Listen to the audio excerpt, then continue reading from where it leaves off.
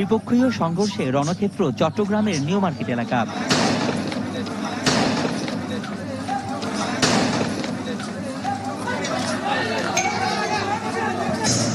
অসহযোগ আন্দোলনের প্রথম দিন সকাল 11টায় জমায়েতের ঘোষণা দিলেও তার আগেই নিউ মার্কেট এলাকায় অবস্থান নেয় বৈষম্য বিরোধী ছাত্র আন্দোলনের শিক্ষার্থীরা। এ সময় তারা বিভিন্ন সড়ক ব্যারিকেড দিয়ে যানবাহন চলাচল বন্ধ করে দেয়।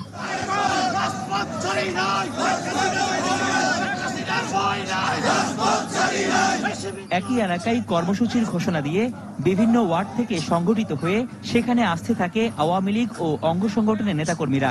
এক পর্যায়ে আন্দোলনকারীদের সাথে বেঁধে যায় সংঘর্ষ, চলে ইটপাটকেল নিক্ষেপ, দফায় দফায় চলতে থাকে ধাওয়া পাল্টা ধাওয়া।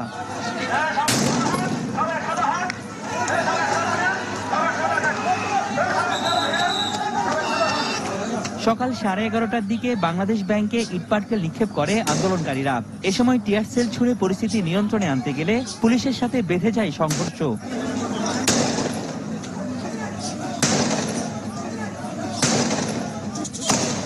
ত্রিপক্ষীয় এই সংঘর্ষে রণক্ষেত্রে পরিণত হয় নিউ মার্কেট এলাকা।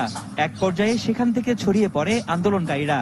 এতে সংঘর্ষ ছড়িয়ে পড়ে ফলমন্ডি, আমতল, তিনপোল, লালদিঘি, আন্দরকিল্লা, এনায়েত বাজার, সিআরবি, কাজির দেউরি সহ বিভিন্ন এলাকায়। পরিস্থিতি নিয়ন্ত্রণে tear shell, sound grenade, rubber bullet ছোড়ে পুলিশ।